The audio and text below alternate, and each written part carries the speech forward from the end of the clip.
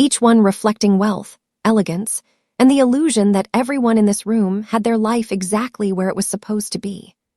I stood beneath it, holding a champagne flute I hadn't tasted, my fingers tight around the stem, my posture flawless in a way that had taken years to learn. Polished, composed, unbreakable. That was the version of me the city knew.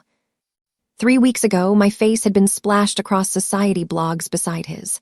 Smiling, adored, the perfect couple.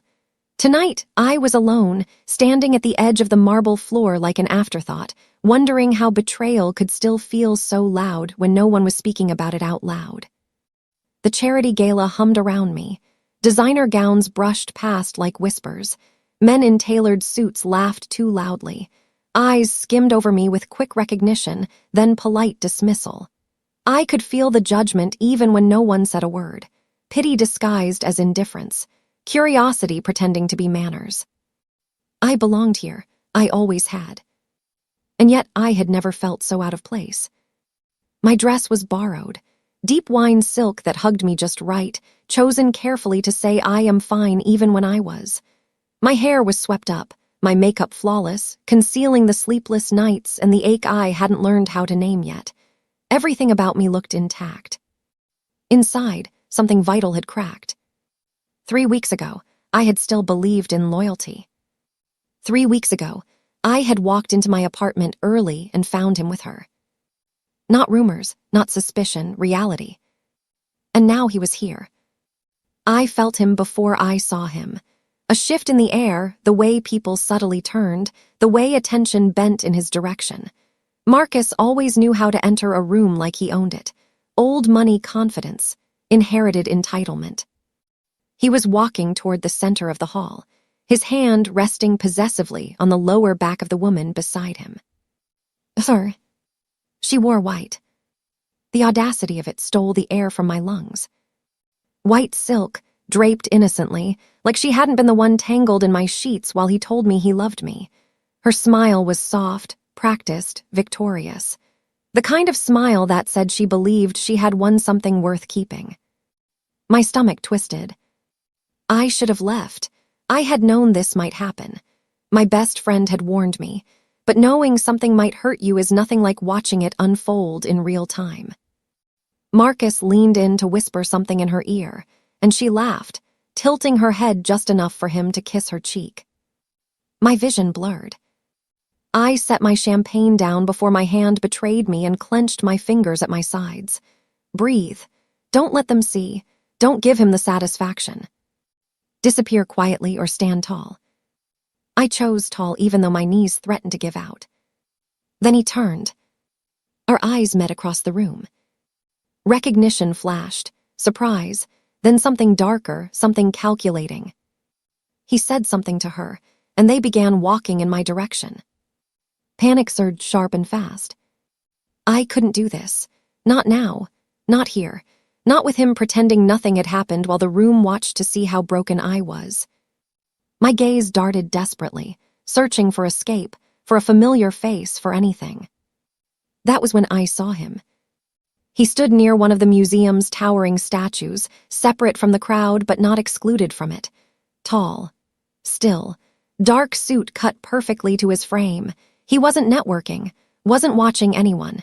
His attention seemed fixed inward, like the performance around him was beneath notice. Power without display. His presence was unsettling in the quietest way. While everyone else glittered, he absorbed light. There was something unreadable about his face. Calm, controlled, dangerous maybe, though I couldn't explain why. Men like Marcus announced themselves. This man didn't need to. Marcus was closer now, too close. I had seconds. The decision didn't feel like a decision at all. It felt like instinct. Desperation clawing its way past dignity, fear bowing to survival. Before I could talk myself out of it, before my courage dissolved, I moved. Heels clicking against marble, heart pounding. Each step toward the stranger felt reckless and inevitable. He looked up as I reached him. Dark eyes met mine, sharp and focused, like he was suddenly assessing a situation that interested him. I didn't slow down. I I didn't apologize. I stopped in front of him, lifted my chin, and met his gaze. My voice shook despite my best efforts, but the words came anyway. Kiss me. My ex is staring. Desperation had overridden fear. And I had no idea that in this single impulsive moment, I was about to step directly into the most dangerous truth of my life. He did not move at first. That was the strangest part. Most men would have laughed, or leaned in too quickly, or asked questions. He did none of those. He simply looked at me, really looked at me, like he was reading something written beneath my skin. The music from the gala faded. The laughter blurred. Even the fear in my chest went quiet for one suspended moment. Behind me, I could feel Marcus getting closer, feel his attention burning into my back, waiting to see me crumble. The stranger's gaze flicked past my shoulder for half a second, just long enough. When his eyes returned to mine, something had shifted. Decision. Calculation. Control. You are asking a lot from someone you do not know. His voice was low, calm. There was an accent there, faint and dangerous. It wrapped around the words instead of softening them. I swallowed. I know. I said. But I am asking anyway. Another pause. Long enough that panic crept back in. Long enough that I almost stepped away. Then his hand came up. Fingers warm against my jaw. Steady. Possessive. Intentional. My breath caught. He leaned in. Not rushed. Not hesitant. Like this was exactly where he had chosen to be. His lips met mine. The kiss was not gentle, but it was not rough either. It was controlled, measured, devastating in its restraint. It stole the air from my lungs. His other hand settled at my lower back, drawing me closer just enough. Not a performance, not desperation. Ownership. My hands lifted on instinct, resting against his chest. Solid, unmoving. His heartbeat slow beneath my palms. Everything inside me reacted. Heat. Relief. Confusion. Something dangerously close to hope. The kiss deepened slightly. Just enough. Just long enough. Then he pulled back. His face was inches from mine. His eyes darker now. Focused.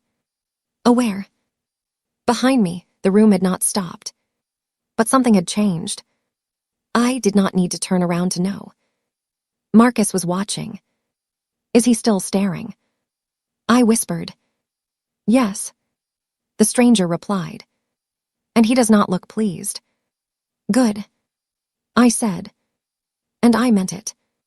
Because for the first time since my life cracked open, I did not feel small, or discarded, or invisible. I felt chosen. Thank you. I added quickly, suddenly aware of how insane this was. I am sorry, I just. Do not apologize. He said. There was no anger in it. Only certainty. He did not remove his hand from my back. And I did not step away. What is your name? I asked. He hesitated. Just a breath.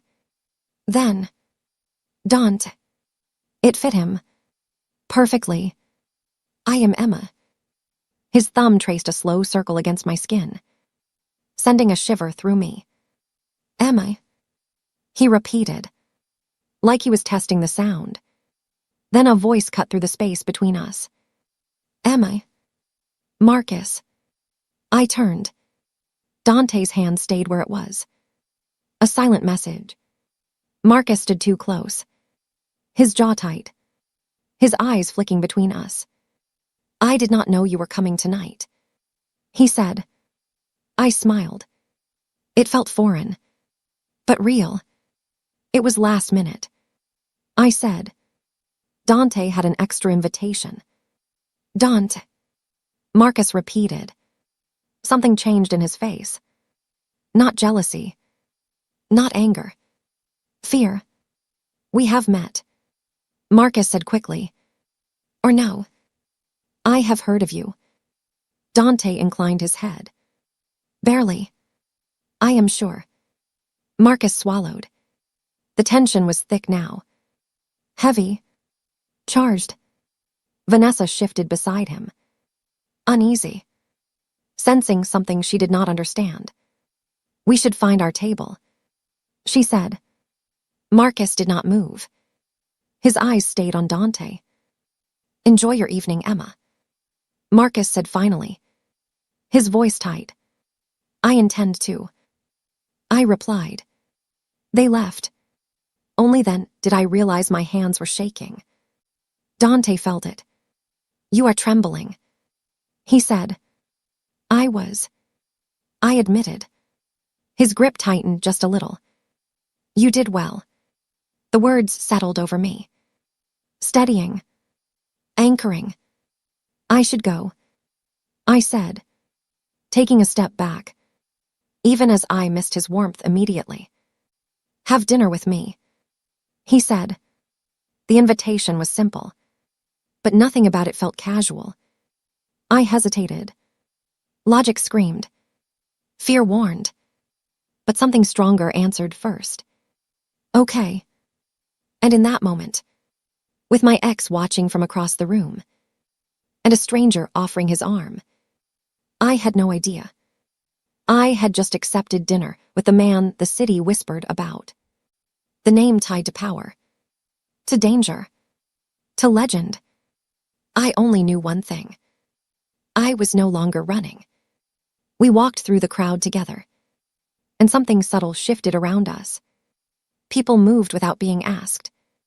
Conversations lowered. Eyes followed. It was not admiration. It was awareness. Dante did not rush, did not grip my arm. He guided me with quiet certainty. His hand rested at my back. Not claiming, not showing, simply present. We reached a table near the front. Reserved. Empty. Waiting. I hesitated. Why is this table empty? I asked. Because I prefer not to share my space, he said. The way he said it made me sit. A server appeared immediately. Wine poured without asking. Menus placed, then ignored. You planned this, I said softly. No, he replied. But I am never unprepared. That should have unsettled me. Instead, it made my pulse quicken. The room faded again. Not completely. Just enough. Across the hall I saw Marcus. Watching. Pretending not to. He looked uncertain. That alone felt like victory. Eat, Dante said. You have not eaten. I realized he was right. My body was running on nerves and pride. The food was exquisite. Simple. Comforting. Real. Why are you really here? He asked. I paused, then answered honestly. Because I refused to stay home crying. Because I wanted him to see I survived. Because I needed to remember who I was. And did you? He asked. I looked at him, then nodded. Yes, I think I did. His gaze lingered. Searching. Measuring. You are not what I expected, he said. What did you expect? I asked. Someone louder. Harder. More predictable. I smiled. I have been told I am disappointing that way. He smiled too. Brief. Dangerous. The music changed. Slower. Darker. His hand found mine beneath the table. Warm. Steady. He did not ask permission. But he did wait. I did not pull away. Tell me about him, he said. My chest tightened. But I answered. We were together 2 years. I thought we were building something. I was wrong. You caught him, Dante said. Yes. No denial. No defense. He never apologized properly. I added. Just explained. Dante exhaled slowly. Men like that fear consequence more than loss. There was something personal in the way he said it. And you? I asked. What do you fear? His eyes lifted to mine. Losing control. He said. And hurting the wrong person. Before I could respond, the lights dimmed slightly. Dancing. Someone announced. Dante stood. Offered his hand. Dance with me. I hesitated. Only a second. Then stood. The floor felt different now. Closer. Intimate. His hand settled at my waist. The other guiding. Confident. Precise. He could dance. Really dance. My body followed without thinking. You do this often? I asked. No. He replied. Only when it matters. We move together. Slow. Intentional. I forgot the room. Forgot Marcus. Forgot fear. Until I looked up. And saw Marcus again. His face was pale. Tight. Afraid. He knew. Not who Dante was. But that he was losing something. Good. I thought. Dante leaned closer. His voice low. He is not just jealous. He is frightened. Why? I asked. Because. Dante said. Some men recognize danger when they see it. The song ended. But he did not let go. Am I? He said. Yes. There is something you should know. But not tonight. Tonight you eat. You dance. You remember your worth. And tomorrow? I asked. Tomorrow. He said. We decide what this really is. And as the room applauded around us, I realized something terrifying. I wanted to know. I wanted to stay. And I no longer cared who was watching. We did not return to the table after the dance. The music faded behind us as Dante guided me toward a quieter gallery. The air changed their cooler, heavier. Like secrets preferred the shadows. We stopped in front of a massive painting. Angels frozen mid-fall. Light and darkness tangled together. I pretended to study it. But my awareness stayed fixed on him. You are very calm. I said. Too calm for someone who just unsettled an entire room. He turned his head slightly. Not looking at the painting. Looking at me. Calm is learned. He replied. Chaos teaches it quickly. Something in his voice made my skin prickle. What do you do, Dante? I asked. Really? He did not answer right away. Instead, he stepped closer. Not touching, but close enough that I felt the heat of him. I make sure things stay balanced. He said finally. When they tip too far, I correct them. That should have scared me. Instead, it made me want to understand. My ex, I said quietly. He looked afraid when he recognized you. Yes, Dante said. Some people know my name. Others only know what happens when it is spoken. That felt like a warning. And an invitation. Why help me? I asked. You could have refused. Could have walked away. His gaze softened. Just slightly. Because you did not ask for rescue. He said. You asked for dignity. The words landed hard. We stood there. Time stretching. The gala a distant hum. I have enemies. He continued. People who look for weakness. For leverage. My heart slowed. Focused. Being seen with me. Means attention.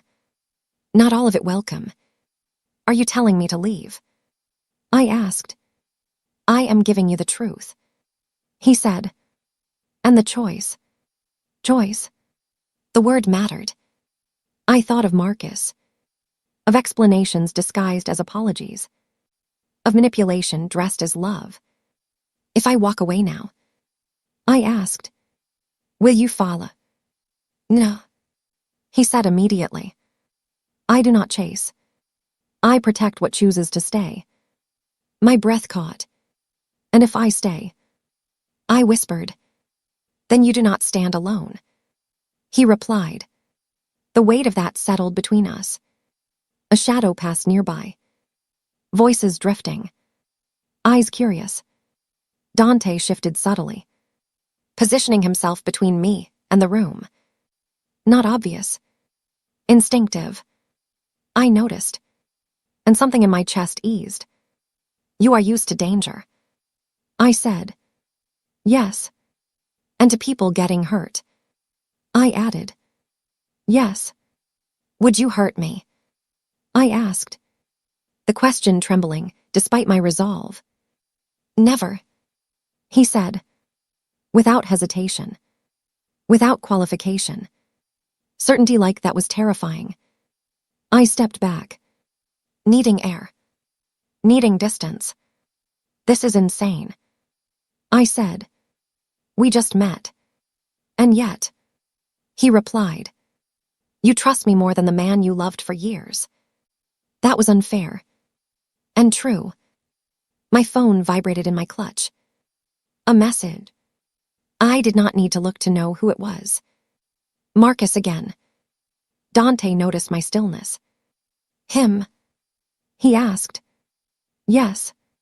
Do you want him gone? He asked calmly. Gone how? I asked sharply. Out of your space. Your thoughts. Your life. The implication lingered. I swallowed. Not yet. I said. But soon. He nodded. Tell me when. The gallery felt smaller suddenly, like the walls were closing in. I should go. I said. I need to think. Of course. He replied. He did not touch me, did not insist, did not follow. But as I turned to leave, his voice stopped me. Am I? I looked back. Whatever you decide. Remember this. You were not weak tonight. You were brave. Those words followed me. Through the crowd. Through the doors. Into the cold night. Outside the museum.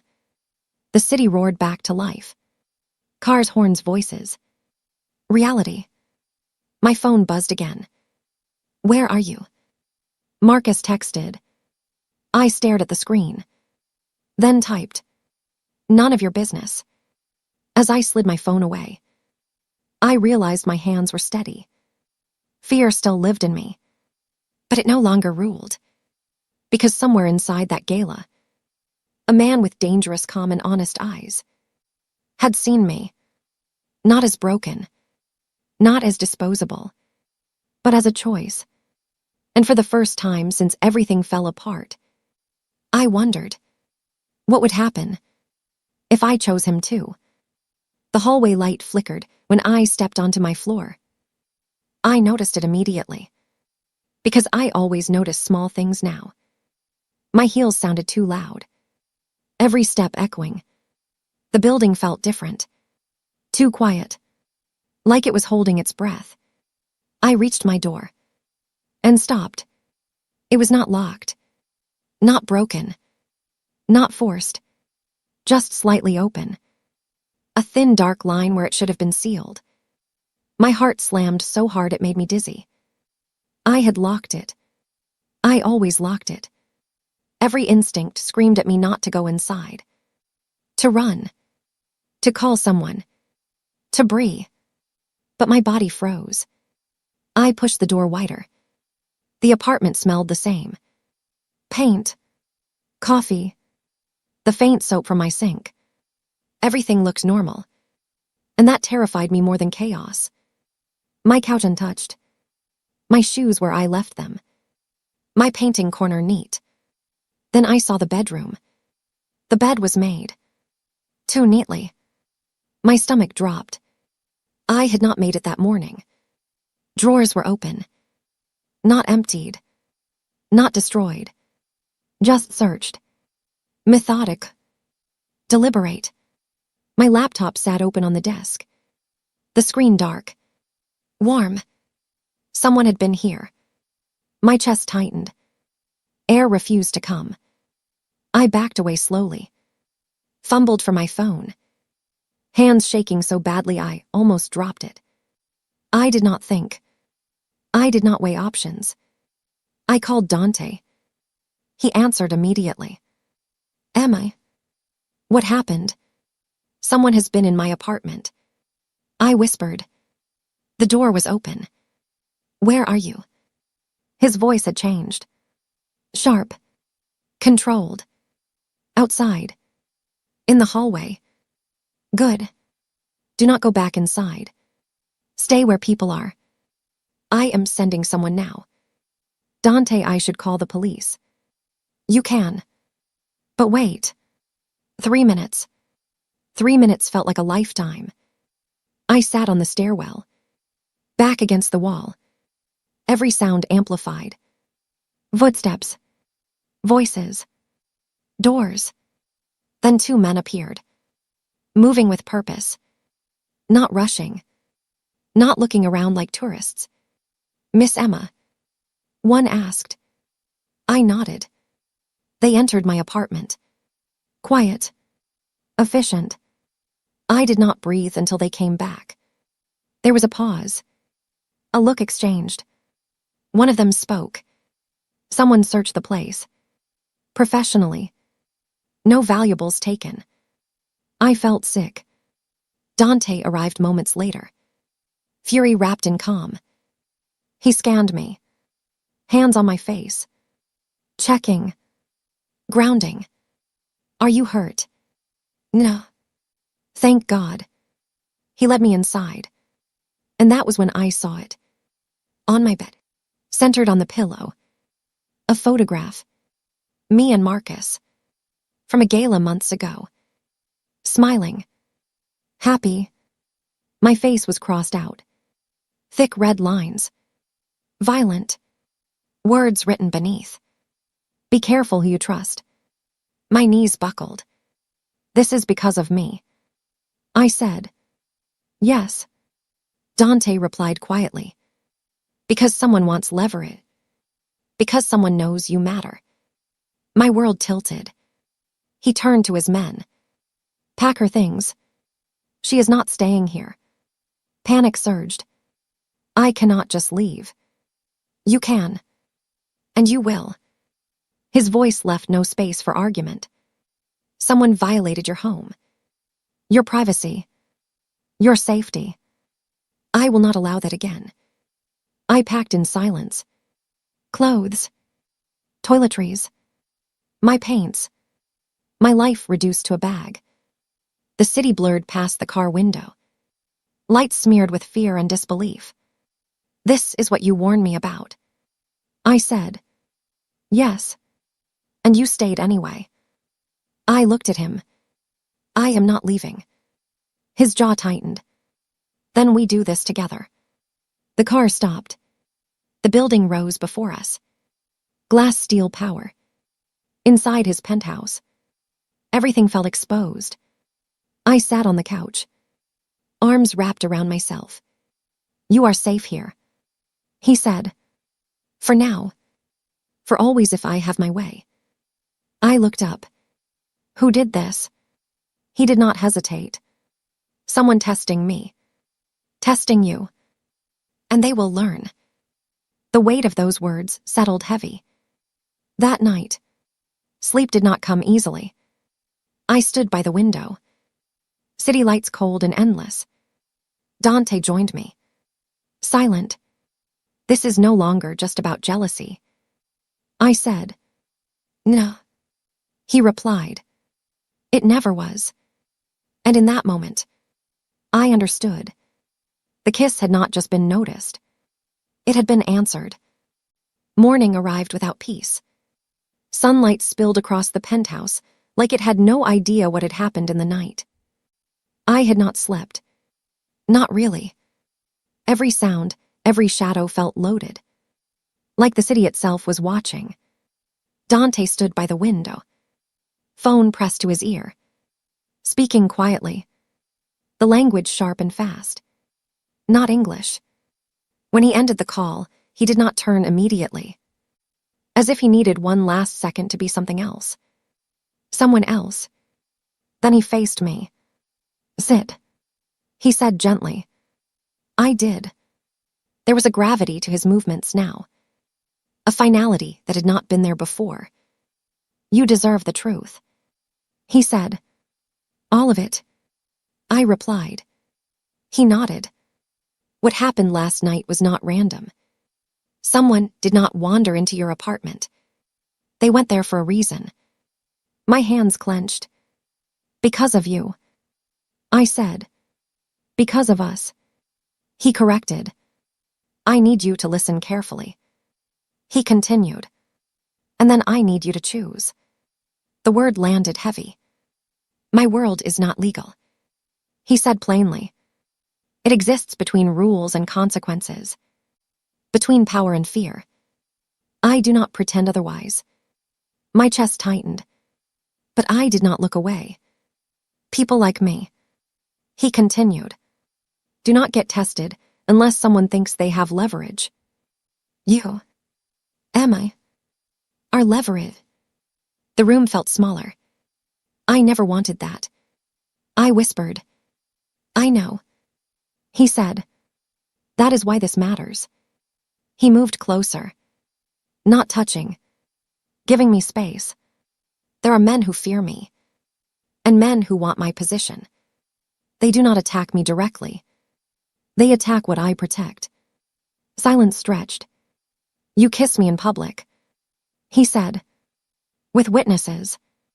With attention. To them. That was an announcement. My breath hitched. Of what? I asked. That you mattered. That word again. Matter. I wrapped my arms around myself. So what happens now? I asked. Now you choose. He said.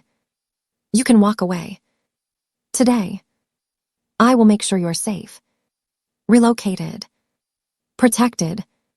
Hidden if necessary. My stomach twisted. And if I stay. His gaze hardened.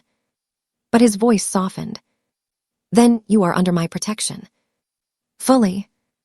Publicly. Permanently. What does that mean? I asked. It means security everywhere. It means your name becomes untouchable. It means anyone who threatens you answers to me. And the danger. I pressed. Does not disappear. He admitted. But it is managed. I stood. Heart racing. This is insane. I said. I am a nurse. I paint at night. I argue with my best friend about takeout. I am not built for this. He watched me carefully. You are built for truth. He said.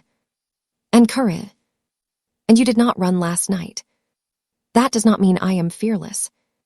I snapped. Good. He replied. Fear keeps you alive. I paced. My ex. I said suddenly. He has been texting. Warning me about you. Dante did not look surprised. He would. That stopped me. You know something. I said. I suspect.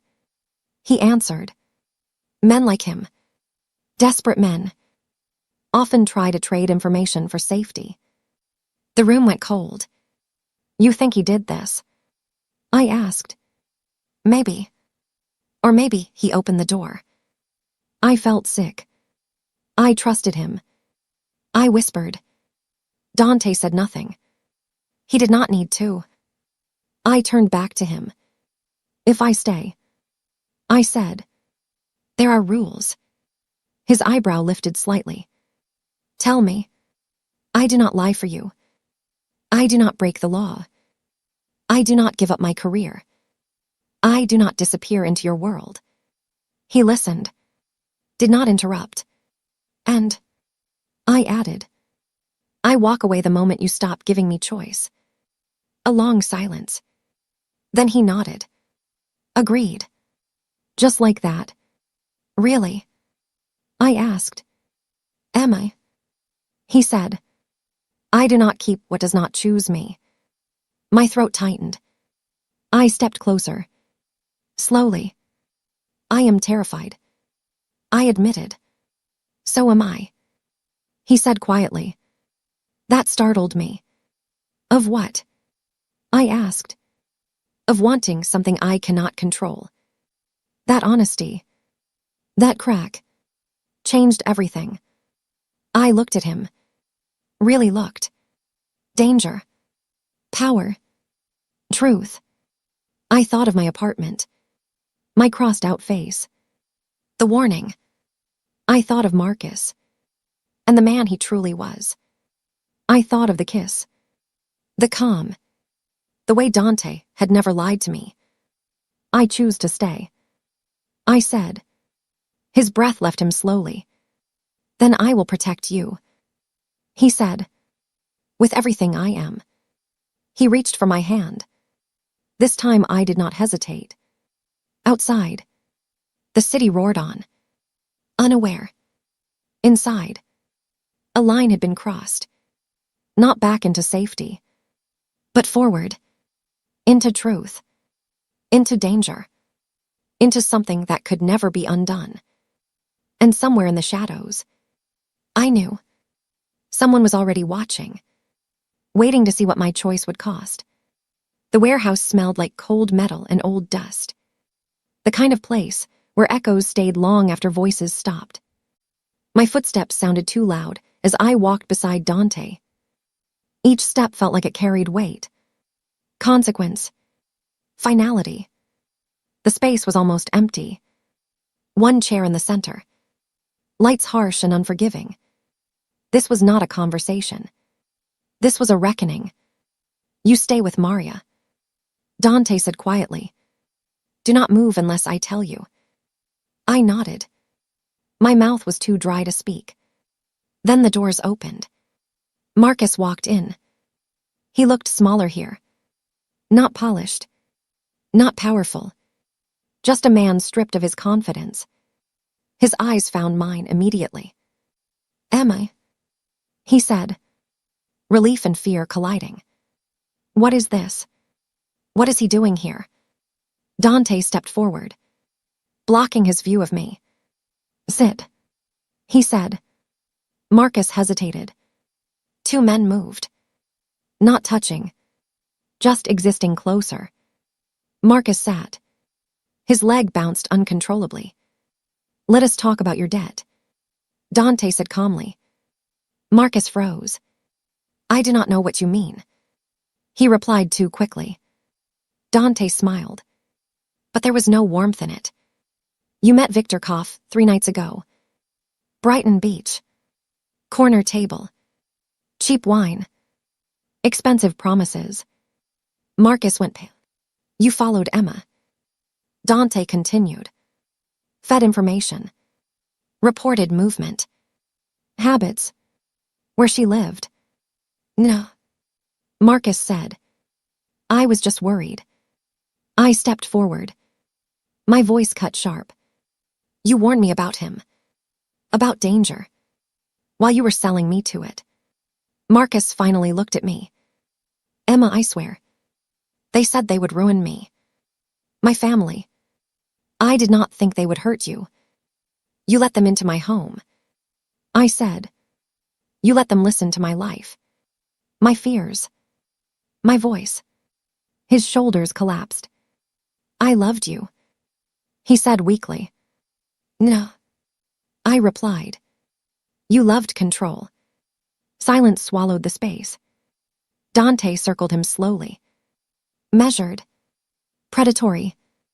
You made a deal. He said. You do not get to decide the damage after. Marcus shook. Please. I will fix it. I will tell them we are not together. That she does not matter. My chest tightened. Dante stopped in front of him. She matters, he said softly. That was the moment Marcus understood. True fear bloomed. You will go back to them. Dante continued. You will feed them lies. Lead them away. Confuse them. And if I fail, Marcus whispered, then you disappear. He replied. Marcus nodded frantically. I will do anything. Anything would have been honesty. I said, but you chose yourself. Two men stepped forward. Take him, Dante said. As Marcus was pulled away, he twisted back toward me.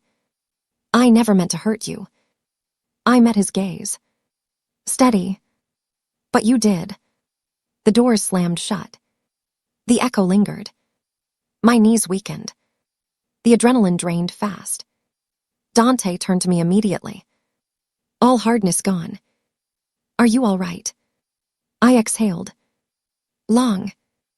Shaking. I needed to see it. I said, who he really was. You did. He replied.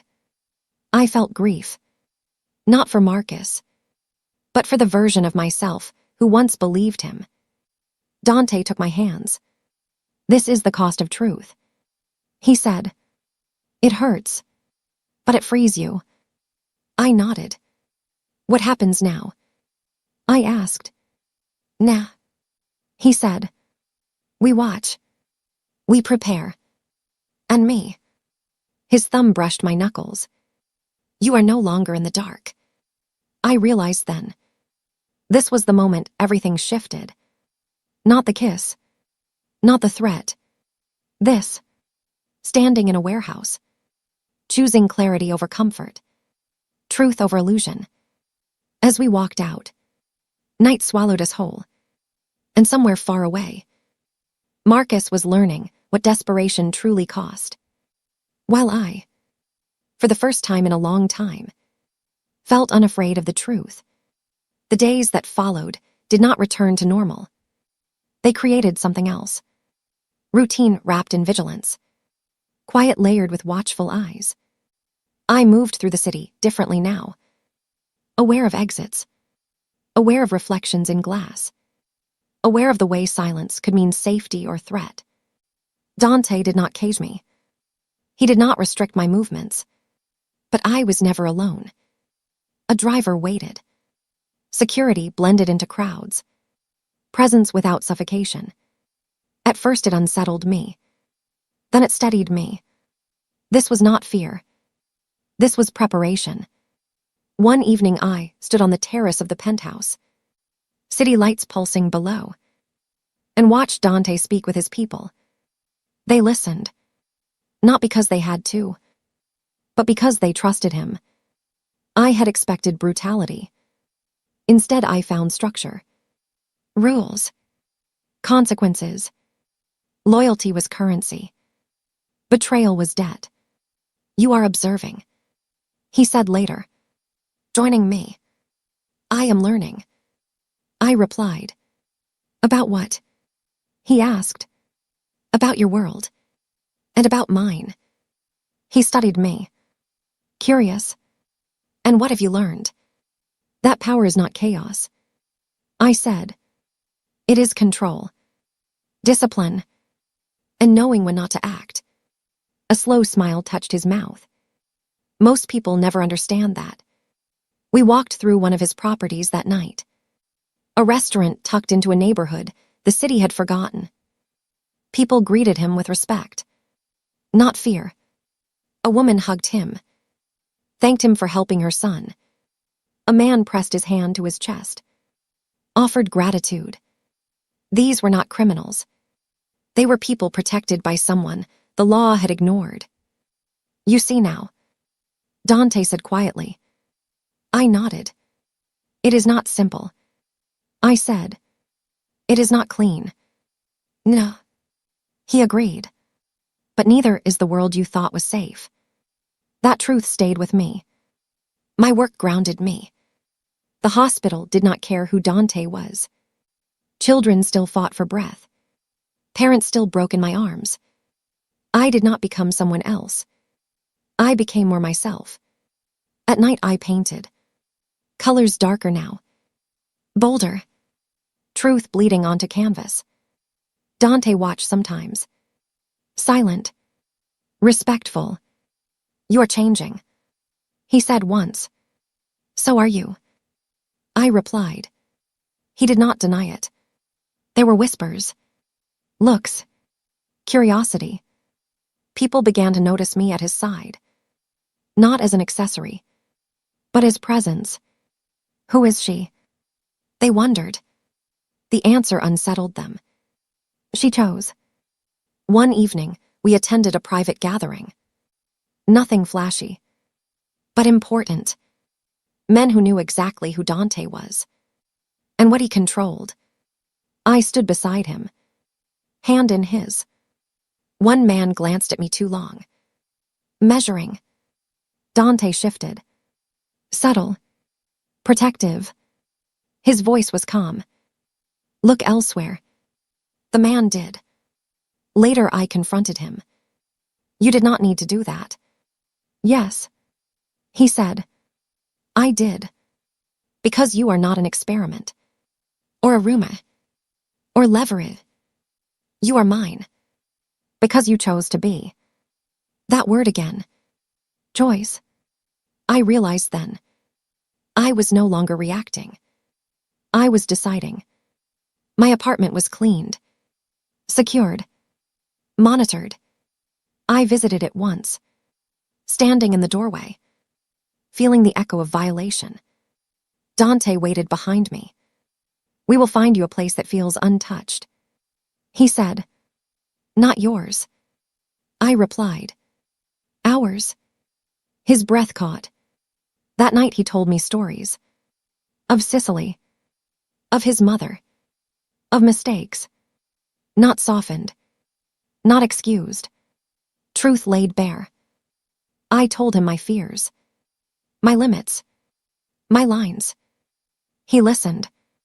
Days turned into weeks. The threat did not vanish. It quieted. Retreated. Calm before something else. I felt it in my bones. One morning, a headline flashed across a screen in a cafe. A name. His name. Spoken openly. Carefully. Mafia King. They called him. My pulse stopped. That word. King. I looked at Dante. His face was unreadable. "You knew," I said. I suspected it would surface. He replied. "And you did not tell me. I was waiting for you to see me." Before the miss. My chest tightened. This was bigger. Darker. Heavier. "You are not just connected," I whispered. "No," he said. "I am the center." The world tilted. I stepped back. Needing air. Space. Dante did not follow. He waited. And in that silence, I understood. This was the moment. The real choice. Not survival. Not fear. But truth. And I had never felt more awake. The word king did not leave my head. It echoed. Expanded. Changed everything it touched. I walked the city alone that night. No driver. No escort. Just space. I needed to feel the ground under my feet. Needed to remember who I was before power and danger entered my life. Every face felt unfamiliar. Every shadow suspicious. This was what knowing did. It rewrote reality. By the time I returned to the penthouse, Dante was waiting. Not pacing. Not watching just standing near the windows. Like he knew I would come back. "You did not run," he said quietly. "I almost did," I replied. He nodded. "Accepting that." "Sit," he said. I did not. "Tell me everything," I said. Not fragments. Not softened truth. Everything. He studied me, then began. I did not inherit this by accident. He said, I fought for it, bled for it, lost people for it. I am not a figurehead. I am the reason wars do not start, and the reason some end. My chest tightened. How many people fear you? I asked. Enough. He replied. How many love you? Fewer, but fiercely. And me? I asked. His voice softened. You were never meant to be part of this. You crossed into it by choice. That hurt. And healed. At the same time. I read about you. I admitted. Before the gala. Your name in articles. Whispers online. I thought it was exaggerated. It often is. He said. And now you know I am not a story. Or a rumor. I am real. I turned away. Hands trembling. If I stay. I said. This is permanent. Yes. There is no pretending. No safe distance. No. I thought of my work. My life. The woman I was becoming. I thought of the girl at the gala. Humiliated. Desperate. I thought of the man who never lied to me. Even when the truth could have driven me away. You waited. I said. For what? For me to see you before knowing what you are. Yes. I faced him. That was manipulation. It was honesty in sequence. He replied. Anger flared. You let me fall for you. Before I knew the weight of you. He did not deny it. And yet, he said, I gave you every exit. I searched his face. For deception. For cruelty.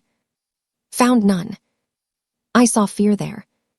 Not of enemies, but of losing me. I realized something then. Power had never frightened me. Dishonesty had. You did not trap me. I said slowly. You trusted me. His breath hitched. If I walk away now. I said. What happens? He answered immediately. You will be protected. Untouched. Forgotten. And you. I will continue. That was the difference. He would not chase. Would not coerce. He would let me choose. I stepped closer. I am not brave enough to love a myth. I said. He nodded. But. I continued. I am brave enough to love a man. Who never hid from the truth. His eyes darkened. Am I? Do not say it lightly. He warned. I am not. I replied. I choose you. Knowing exactly who you are. Silence held us. Then he moved. Slow. Reverent. His hand cupped my face. Once you step fully into this. He said. There is no halfway. I leaned into his touch. I am done living halfway. Outside. The city pulsed. Unaware. Inside. Something ancient shifted. The king had been revealed.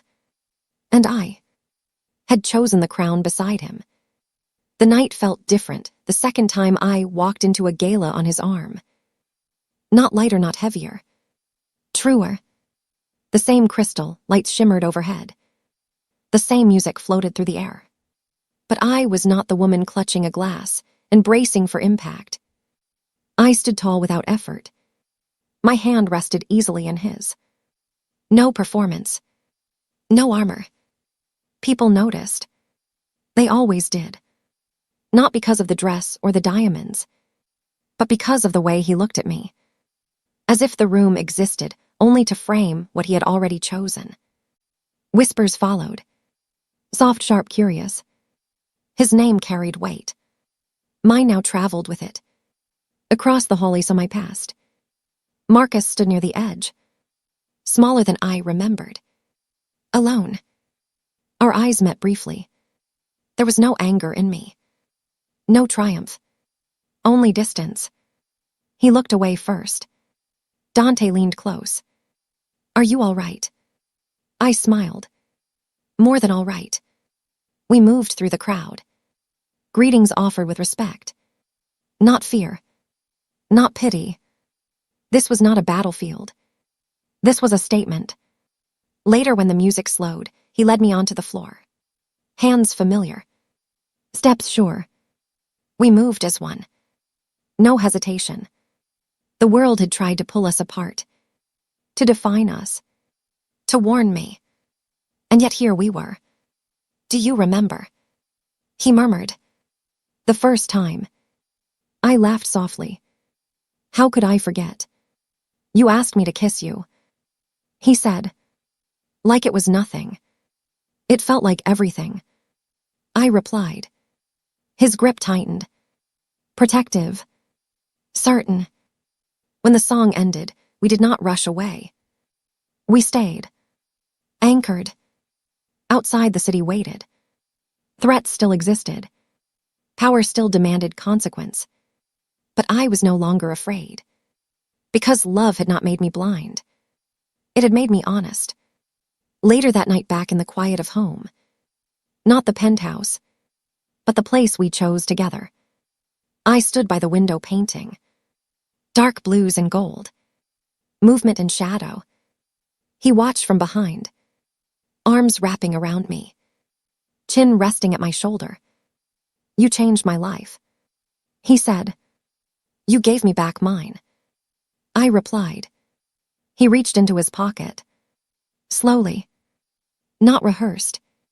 My heart stilled. He did not kneel. He did not perform. He simply held the ring between us. Emerald light catching the glow. Build this life with me. He said. Not safely. Not easily. But honestly. I turned. Paint on my fingers. Tears in my eyes. Yes. The word carried everything. Months later, we stood surrounded by those who mattered. Not many, but enough. Vows spoken without illusion. Without promises of peace. Only commitment. I chose you. I said. Knowing the danger. Knowing the cost. And I will protect you. He replied. Not because I own you, but because you stand beside me. The city continued. Wars ended quietly. Others never began. Time moved forward. Sometimes at night, I think of that first moment. The fear. The desperation. Kiss me, my ex is staring. I had said. I did not know I was asking for my future. For my strength. For my truest self. I was not rescued. I was revealed. Love did not save me. Choice did. And if I had to do it again, every risk, every shadow, every consequence, I would still walk across that room. Still lift my chin. Still